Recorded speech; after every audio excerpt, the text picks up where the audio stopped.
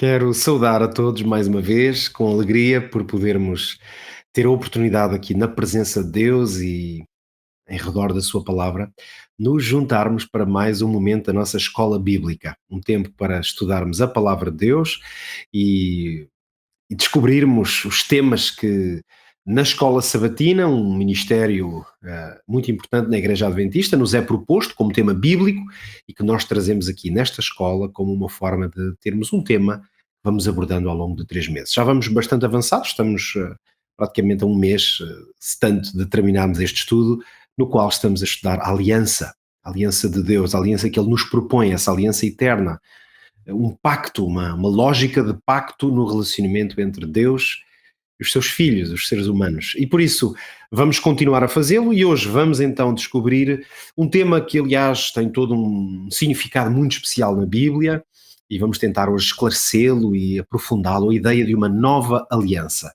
Existe de facto o conceito de uma nova aliança? O que é que isso significa? Nova aliança significa que havia uma que estava errada, o que é a velha e a nova aliança. Vamos, com a ajuda do Filipe Reis, mais uma vez, que está connosco, e com a Dulce Neto, os três vamos aqui conversar sobre este tema tão interessante. Bem-vindos mais uma vez. Olá, bom dia. Pedro, Que o todos. Senhor nos ajuda a descobrir e a desvendar os mistérios por trás deste tema, de maneira a que ele se torne luz e revelação para nós. Nós vamos começar, como habitualmente, com o destaque que cada um de nós preparou e a partir daí vamos explorando outras rubricas que temos pensado para que nos acompanhe aí desse lado. Se puder ter a sua Bíblia à mão, será ótimo, senão nós também vamos lendo aqui, claro. Esteja no Novo Tempo, na Rádio RCS, estamos muito contentes de poder estar juntos. Filipe, se calhar hoje vou começar contigo. Temos aqui um tema realmente fascinante, a nova aliança, o teu destaque em tantas áreas em que este tema se subdivide. Para ti, qual é o destaque que gostarias de trazer-nos aqui à reflexão?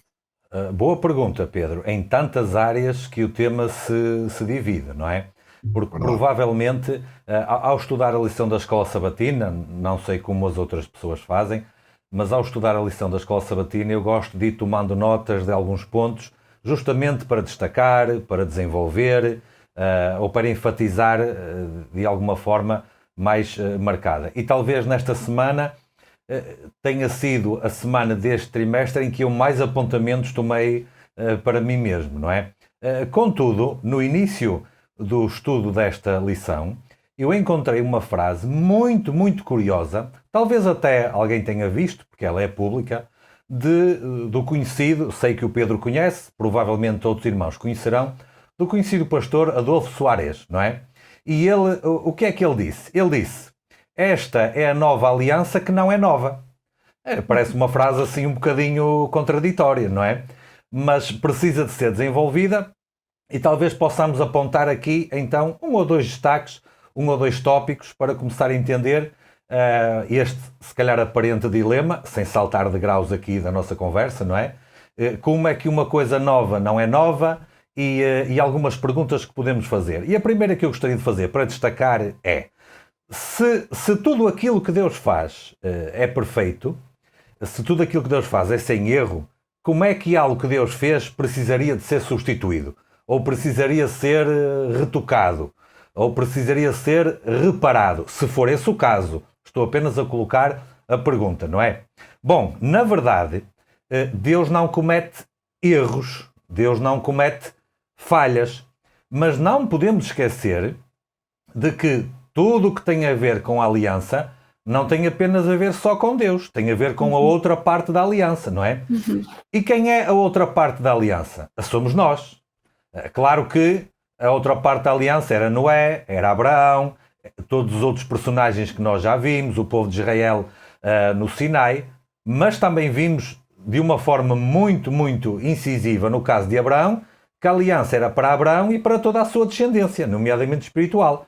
Então somos todos nós. E aqui, só por dizer isto, nós já conseguimos responder àquela pergunta inicial. Como é que algo precisa ser acrescentado, reparado, fazer ali qualquer coisa? Porque uma das partes contratantes, como já dissemos anteriormente, não cumpriu com a sua parte. E um ponto que eu já mencionei em algumas semanas atrás, mas gostaria de novamente falar acerca dele, porque me parece fulcral no meio disto tudo, era que logo no início, quando Deus pela primeira vez apresenta a sua aliança com o homem, a vários personagens, logo nesse início não foi apresentada uma solução para o caso da transgressão, para o caso de uma quebra do contrato. Ora, esta lição deixa isso perfeitamente claro.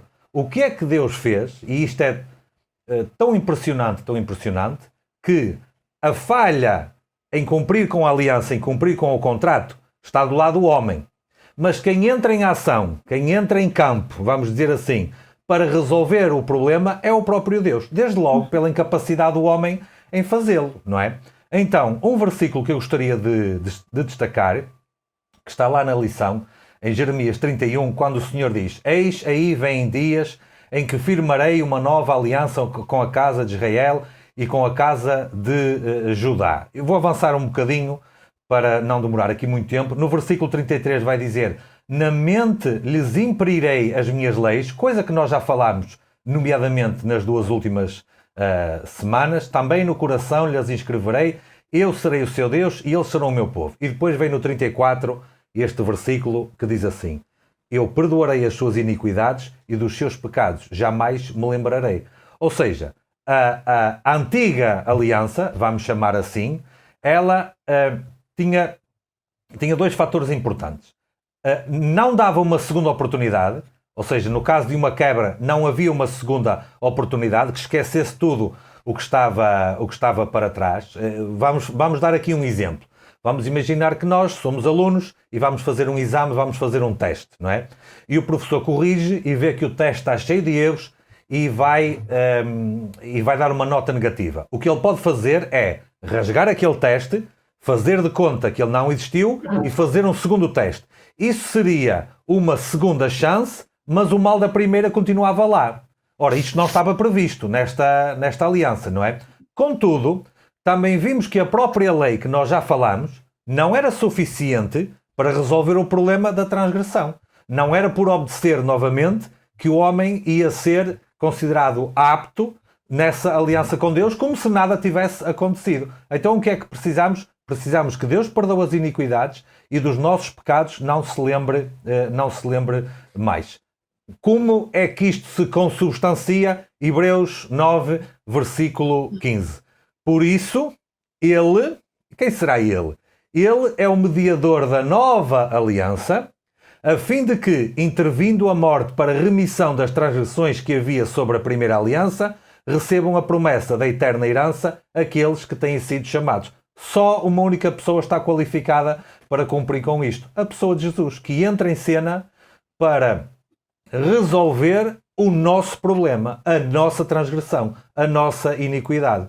A nova aliança, se eu puder resumir a nova aliança, será numa pessoa e será no ministério de Jesus, que veio resolver o problema que nós tínhamos arranjado, vamos dizer assim. Não há dúvida que os conceitos de antiga e nova aliança, de facto, é em Jesus que tomam o seu sentido pleno. Dulce, o teu destaque, não sei exatamente qual é, claro, mas com certeza andará à volta destes conceitos de antiga e nova, como compreender o que é antigo e o que é novo, não é? Qual é o assunto que gostarias de dar a conhecer? Sim, eu iria exatamente nesse sentido, não é? De que Jesus é o cumprimento da aliança estabelecida com Abraão, com Noé, com Moisés no Monte Sinai, não é? Ou seja, a essência, o conteúdo da aliança é sempre a mesma, desde Abraão até Moisés. Nós vimos isso já no outros sábados, é uma proposta de amizade, não é? Eu serei o vosso Deus e vocês serão o meu povo, não é? Nós vimos isso, Deus já dizia isso no Sinai: se atentardes à minha voz e guardardes o meu pacto, então sereis a minha nação peculiar dentre todos os povos, porque minha é toda a terra, dizia mais ou menos isto Êxodo, não é? E por isso isto cumpre-se em Jesus. Porquê? Porque o povo de Israel acabou por deturpar o que era aquela aliança. Se nós vermos o Velho Testamento,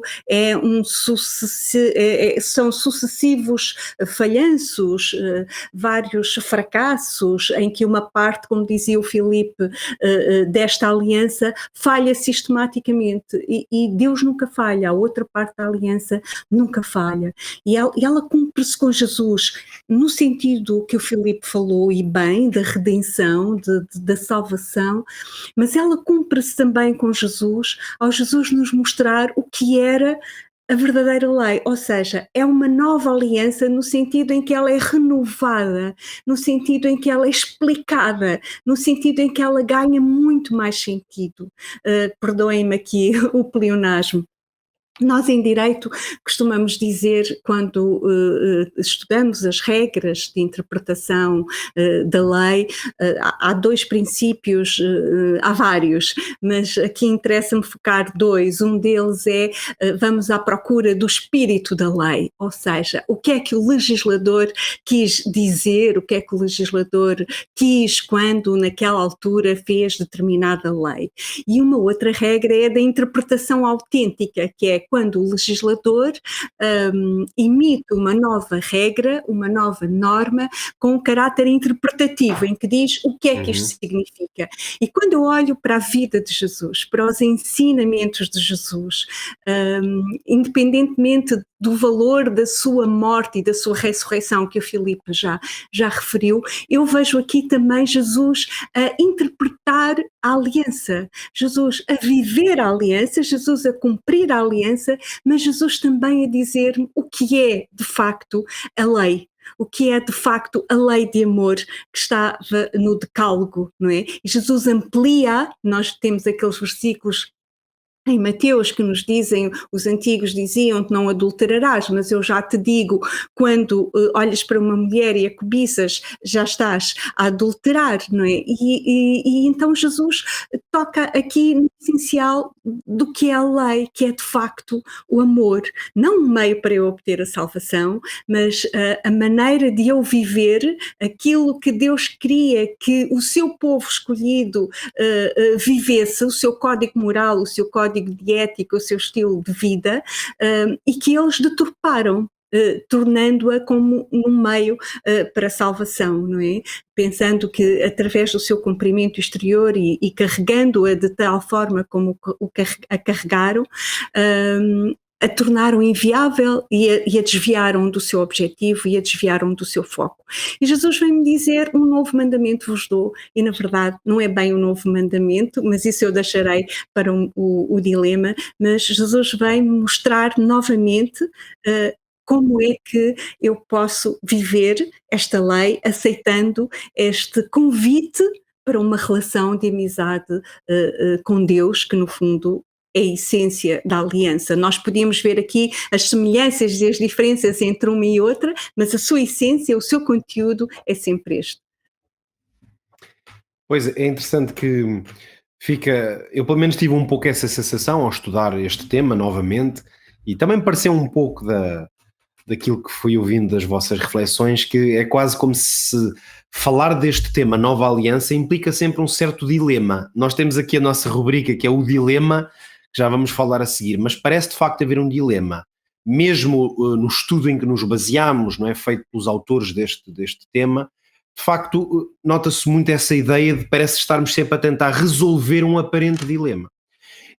E talvez o próprio dilema da questão de se falar de uma nova aliança é porque nós não podemos esconder, não é? Mal seria, não é? Nós estudamos a palavra de Deus de forma intelectualmente honesta e não queremos que ela diga o que nós queremos, não é?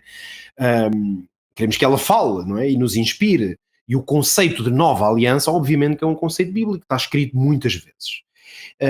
Aliás, Jesus claro, refere, não é? Jesus refere-o claramente. Eu tenho até um texto onde Jesus refere nova aliança, mas daqui a mais um pouco concerto, também esse novo concerto. O que é certo é que, claro que a indagação, por isso não é propriamente um dilema, mas é o destaque que eu trago é como é que lidamos com esta ideia de que o que é que não funcionou na antiga e o que é que tornou necessário uma nova. Uhum. De facto, é um assunto muito importante para compreender o tema da aliança como um todo. Na verdade, essa é a essência do nosso estudo. Eu acho que a melhor maneira de abordar isto é ler um texto que daqueles, e às vezes, aliás, tínhamos todos a humildade de admitir que há alguns textos na Bíblia que nos colocam problemas. A Bíblia não tem só textos que nós lemos e dizemos, que maravilha, está aqui, está resolvido, não é? Há textos que nos interpelam. Em que sentido é que os apóstolos ou os profetas estavam a escrever? E há um texto que nos interpela sobre este tema. E eu, quando estava a preparar e a refletir, hesitei um pouco, honestamente. Vou assim, falo deste texto, não falo, mas eu tenho que falar. Neste caso, se eu começo a ter a hesitação, quer dizer que eu tenho que falar. Porquê? Porque eu próprio tenho é que estudar melhor, não é? Porque os tais textos, já agora fica um parênteses, mas os tais textos que por vezes nos colocam problemas, eles só têm uma forma de se abordar. Temos que estudá-los melhor, temos que ir mais a fundo. É o texto que está em Hebreus 8, é esse que eu vos proponho ler aqui. Vamos ler mesmo alguns versículos, porque para quem está em casa, que ainda não houve tempo, na rádio, RCS, eventualmente não tenha, obviamente, tido a oportunidade de ler estes textos, valerá a pena ler um bocadinho mais o conjunto. E o apóstolo, quando escreve aos Hebreus, é evidente que dentro até desse contexto que ele está a tentar fazer uma ponte entre a realidade hebraica, judaica, não é? E a realidade cristã, nesse contexto muito particular, ele vai então escrever o seguinte. Eu vou ler Hebreus 8 a partir do versículo 6 e vamos ler até o 11. Mas agora alcançou ele, Cristo, um ministério tanto mais excelente quanto é mediador de uma melhor aliança. Primeira expressão, melhor aliança, que está confirmada em melhores promessas. Versículo 7, porque se aquela primeira fora irrepreensível, nunca se teria buscado lugar para a segunda. Agora aqui é que o dilema então ainda é maior.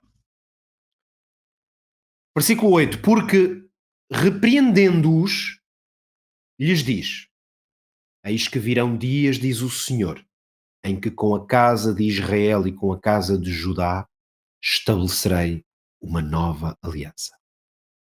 Não segundo a aliança que fiz com os seus pais, no dia em que os tomei pela mão para os tirar da terra do Egito, como não permaneceram naquela minha aliança, eu para eles não atentei, diz o Senhor.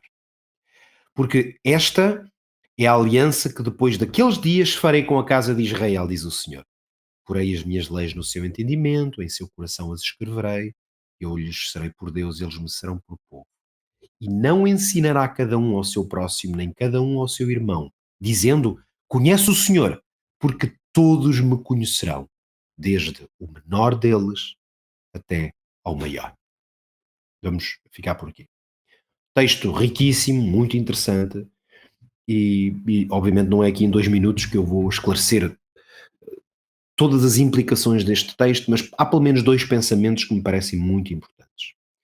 O primeiro deles é que se nós nos fixarmos aqui no versículo 9, fica claro que o contexto específico, e muitas vezes, já aconteceu aqui com outro texto que eu trouxe quando foi também uma dificuldade, vamos dizer, de Romanos 3, do apóstolo Paulo a propósito de lei e fé. E aqui, digamos que o princípio é um pouco o mesmo. É que há um contexto no qual o apóstolo está a escrever e a falar. E quando nós, muitas vezes, nestes textos aparentemente um pouco difíceis de conciliar, entendemos exatamente o contexto, que é o que o apóstolo Paulo está a querer dizer, percebemos que há expressões que se entendem dentro desse contexto. Reparem que, quando o apóstolo Paulo aqui diz claramente, ou faz uma referência à aliança que fiz quando os tomei pela mão para os tirar da terra do Egito, revela que o que está no pensamento dele é de facto o que aconteceu em termos da lógica da aliança que foi estabelecido a partir do Egito, ou seja, tudo o que correspondeu às ordens da parte de Deus que incluíam rituais, sacrifícios e um conjunto de práticas religiosas que tinham um propósito, que nós sabemos cumpriam um propósito muito particular. Nós não podemos ficar admirados, portanto, que os próprios apóstolos, porque até Jesus fez o mesmo, quando, por exemplo, introduziu a Santa Ceia, uma cerimónia de comunhão. Daqui a pouco, havendo tempo, eu já vou-me referir um pouco a isso, que nos mostra que, de facto, alguma parte da experiência religiosa, se quisermos chamar-lhe assim, do povo de Israel. Por isso é que o contexto aqui ser depois da terra do Egito, nesse momento é evidente que Deus estabeleceu como parte dos pressupostos da sua aliança um conjunto de rituais, práticas, que Jesus, obviamente, com o seu sangue, vem tornar desnecessárias, e é neste contexto que se entende que havia uma aliança muito melhor, de que as promessas eram muito melhores. Porque agora reparem, se nós recuarmos para, e nós aqui durante estes meses, se há coisa que estudamos com intensidade, foi a história de Abraão. E quando vamos a Abraão, reparem que eu poderia dizer assim, algumas das frases que estão escritas aqui pelo apóstolo não se aplicariam de maneira tão literal se estivéssemos a falar do contexto apenas da aliança feita com Abraão, por exemplo. Porquê? Porque a aliança feita com Abraão, nós estudámos-la bem, é uma aliança essencialmente assente em princípios universais. Deus chama um homem e diz-lhe que se tu fizeres o que eu te mando, eu vou abençoar-te. E em ti serão abençoadas todas as famílias da terra. Recordem-se que nós até fizemos uma grande ligação em que a única maneira de interpretar o abençoar todas as famílias era Jesus. Então nós percebemos que no contexto específico da saída do Egito, Deus necessitou de orientar aquele povo e de ritualizar e dar ordem à sua religiosidade, e de facto o apóstolo aqui aos Hebreus veio nos dizer, atenção, nós hoje vivemos fora dessas práticas e então há uma universalidade à qual nós voltamos em certo sentido, e é Jesus que nos garante essa universalidade. E o segundo aspecto, agora serei mais curto, até porque o Filipe há pouco registou muito bem, e é uma pérolazinha que está aqui escondida no meio deste versículo, é que mesmo dentro deste contexto do Egito, o Senhor diz, como não permaneceram naquela minha aliança, eu não atentei para eles. O que quer dizer que a essência do problema, mesmo assim, não estava nas práticas, nos rituais que faziam agora parte da aliança, mas no facto de que eles não permaneceram nela. E, portanto, nós entendemos então que a necessidade de uma aliança nova diz respeito a estas duas coisas. É a leitura que eu faço deste texto. Diz respeito ao facto de que eles não permaneceram nela, em primeiro lugar, mas também que Cristo vem trazer uma universalidade, que aqui está muito bem expressa, aliás, no versículo 10, eu até já não li este texto há algum tempo, não, no versículo 11, em que o Senhor diz que, o apóstolo diz que agora já não precisamos estar a dizer aos outros, porque todos conhecerão, é a universalidade desta aliança, ela não está como que escondida numa lógica de um povo ou de uma nação, e acho que estes pensamentos são muito úteis para compreendermos como é que se concilia uma antiga e uma nova. Ora, isto já é quase um dilema, mas com certeza que nós ainda encontramos dilemas mais profundos. Filipe, qual é em particular o dilema que tu achas que vale a pena esclarecer, da tua parte? Muito bem, se tenho autorização para isso, eu vou fazer aqui um desafio aos meus amigos, ao Pedro e à Dulce, e se calhar até a todos os outros, não é? Vou ler um versículo e vou ler com uma determinada interpretação que poderá ser considerada lógica, mas que se calhar há algo mais que precisamos dizer, que é o quê? Romanos 6, versículo 14. Romanos 6, 14 diz assim: porque o pecado não terá domínio sobre vós, pois não estáis debaixo da lei, mas debaixo da graça. Agora vou ler isto de outra maneira, está bem? Então vamos lá. Romanos 6, 14. Porque o pecado não terá domínio sobre vós, pois não estáis debaixo da lei, ou seja, debaixo da antiga aliança, mas estáis debaixo da graça, da nova aliança. Ou seja, de acordo com este versículo, a lei já não tem importância, a lei já passou, a lei já está ultrapassada, o que importa agora é na nova aliança viver de acordo com a graça. O desafio é este. Certo ou errado o raciocínio que eu fiz? E porquê? Porque sem dúvida nenhuma dei 2 segundos apenas para nós pensarmos, porque este acaba por ser aqui um pouco confuso para algumas pessoas. Vá lá. A antiga aliança era deficiente, tinha uma pequena falha, são palavras minhas, atenção, estou apenas a raciocinar, não é? tinha uma pequena falha porque não previa uma solução para o problema da quebra, não é? E, portanto, quando aparece essa solução, tudo aquilo que estava previsto no âmbito da antiga aliança perde a sua validade, incluindo a lei. Certo ou errado este raciocínio? Errado. Eu com certeza que sim. E deixo mais 2 segundos para nós pensarmos. Mas, em princípio, quem lê este versículo aqui pode chegar a essa conclusão. Mas então eu faço uma outra pergunta. Em que é que os contornos da nova aliança destroem a antiga aliança? Ou será que apenas acrescentam? Ou será que apenas trazem algo para completar ou complementar aquilo que entretanto surgiu como uma necessidade fruto da quebra da aliança que nós fizemos? O que é que isso, ou porque é que por causa disso, haveríamos de destruir as premissas fundamentais da antiga aliança? É um dilema que o mundo cristão tem, com toda a certeza, e que nós já falámos anteriormente, inclusive falámos na semana anterior no âmbito do sábado, em que até depois durante a semana me lembrei do raciocínio que o Pedro fez, que nos diz algo muito importante, não é? E o raciocínio, resumindo agora em 5 segundos, era: ninguém vai colocar em causa que temos que honrar pai e mãe, apesar de estar na nova aliança. Ninguém vai colocar em causa que não vamos adulterar, que não vamos roubar, que não vamos cobiçar, apesar de estar na nova aliança. Mas parece que há ali apenas algo que se quer colocar em causa porque estamos na nova aliança. É uma inconsistência e é uma incoerência. As premissas e os fundamentos da anterior aliança, eles mantêm-se válidos. Eles continuam em vigor. Eles não foram destruídos.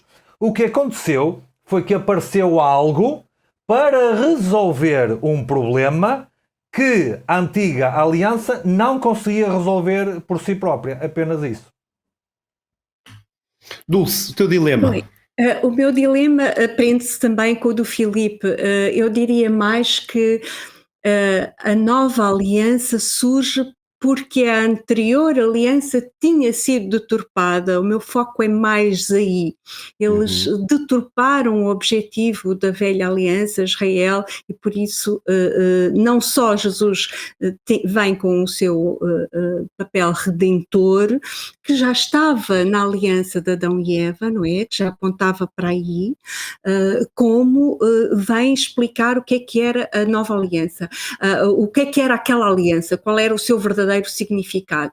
Mas o meu dilema vai muito na lógica do vosso dilema. Aliás, Pedro, tu falaste nisto na semana passada, que é de que a antiga e a nova aliança se distinguem pelas exigências que Deus faz ao homem. Há também no mundo cristão aquela ideia de que a antiga aliança era para o povo hebreu, era para os judeus, e que a nova aliança é para todos. O Pedro também já referiu isso, e por isso o sábado era só para os judeus e o domingo era para todos os cristãos. Já vimos isso anteriormente, que não era assim. O sábado até existe antes de existirem judeus, mas por vezes já esta ideia de que a antiga e a nova aliança se distinguem pelas exigências que Deus faz ao homem. A primeira exigia a observância de todos os mandamentos e a nova só exigia o amor, não é? João 13, versos 34 e 35. Um novo mandamento vos dou, que vos ameis uns aos outros, como eu vos amei a vós, que também vós uns aos outros vos ameis, e nisto todos conhecereis que sois meus discípulos, se vos amardes uns aos outros. Então, como é que é? Jesus deu um novo mandamento? O que é que este mandamento tem de novo? A Torá já não pedia o amor, mesmo para com os inimigos? Nós podemos ver isso em Êxodo 23, 4, em Levítico, que é muito interessante, 19, 17 e 18 também. Vemos isso em 2 de Reis, no capítulo 6 e no verso 22. Por isso, a novidade não está no dever de amar, que é a essência da lei, amar a Deus e amar aos outros. Nós vimos isso na semana passada, mas na medida desse amor. Eu achei esta ideia, é uma ideia de Roberto Badenas, eu li no Roberto Badenas, no Para Além da Lei, no livro dele, o professor de Teologia Roberto Badenas, achei muito interessante, que é, até Jesus a medida do amor é amarás ao teu próximo como a ti mesmo. Vemos isto em Levítico 19:18.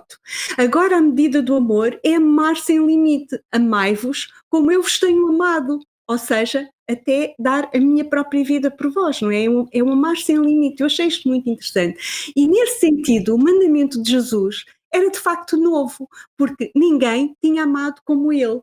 Mas isto não supõe a anulação da lei, nem permite concluir que a lei com Jesus se tornou caduca. Por um lado, Deus seria muito injusto se tivesse feito exigências diferentes para Israel e para os outros povos. Por outro lado, vimos isso na semana passada, Jesus não só declara a imutabilidade da lei, em Mateus 5:17-19, como ele nunca transgrediu. Pelo contrário, diz até que os seus discípulos serão reconhecidos pelo seu respeito aos mandamentos, não é? Se me amardes, guardareis os meus mandamentos. João 14:15-21. Aquele que tem os meus mandamentos e os guarda, esse é o que me ama. Ou ainda João 15:10, não é? Se guardardes os meus mandamentos, permanecereis no meu amor, do mesmo modo que eu tenho guardado os mandamentos do meu Pai e permaneço no seu amor.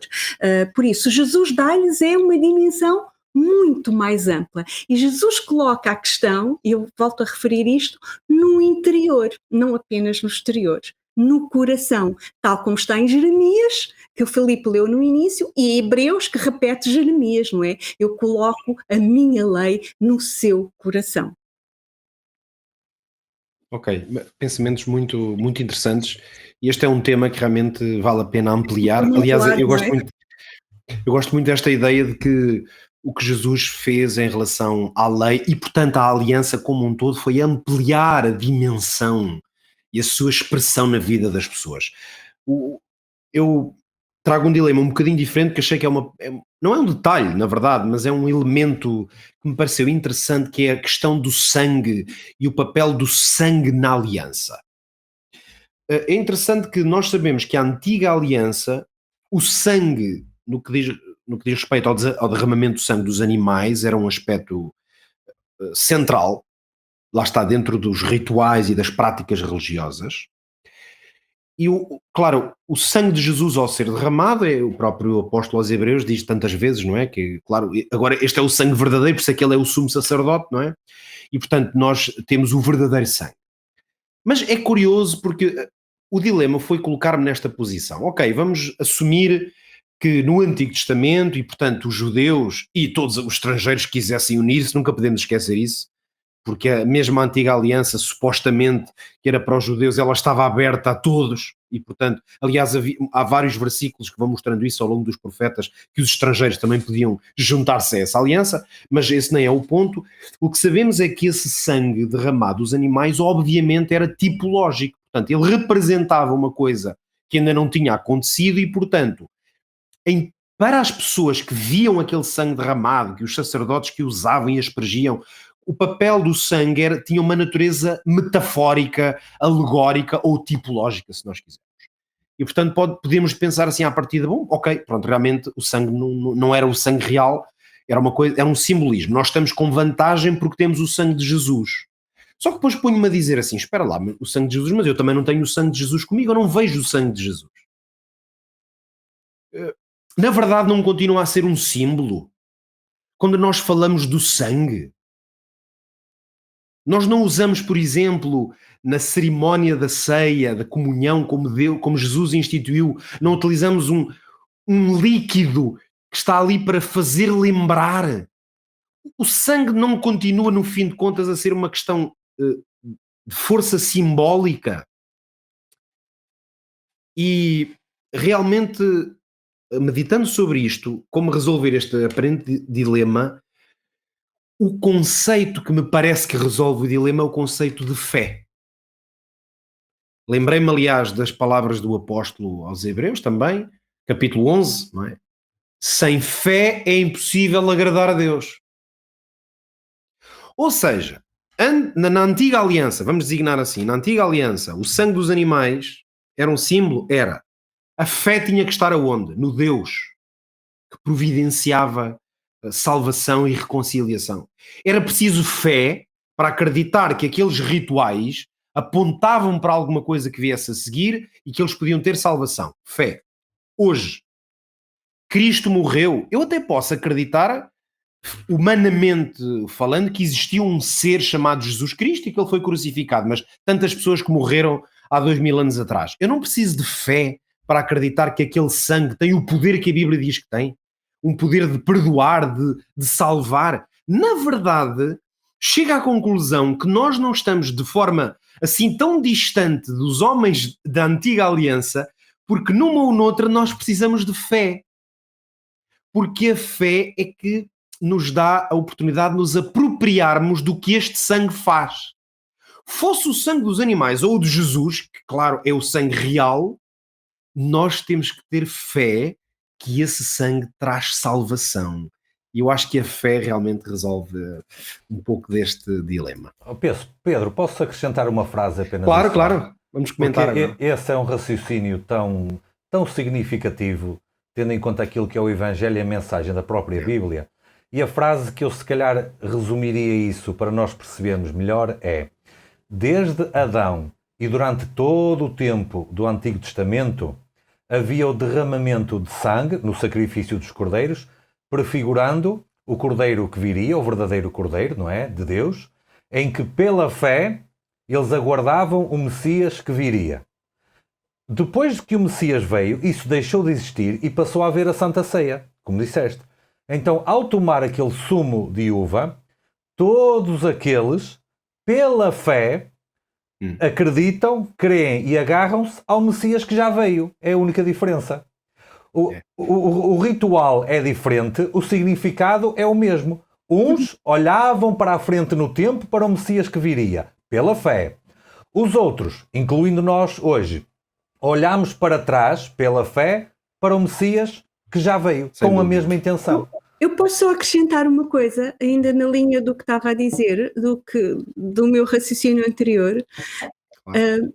O verso está em Mateus 26, 27, o versículo, não é? E tomando o cálice e dando graças, deu-lhe dizendo: bebei dele todos, porque isto é o meu sangue, o sangue do Novo Testamento, não é? Do novo concerto, que é derramado por muitos para a remissão dos pecados. Eu só queria juntar ao que vocês tinham dito esta ideia de que cada vez que o crente participa na ceia, no pão partido, que simboliza as partes divididas dos animais, não é? Que nós vimos para trás, e no vinho vertido, a lembrança do sangue, ele renova o seu pacto, não é? Moisés assinalou com o sangue dos sacrifícios dos animais a aliança antiga. E Jesus assinala aqui com o seu próprio sangue. Por isso, em vez de uma expressão exterior, como existiu no Sinai, o ato de comer e o ato de beber interioriza o símbolo.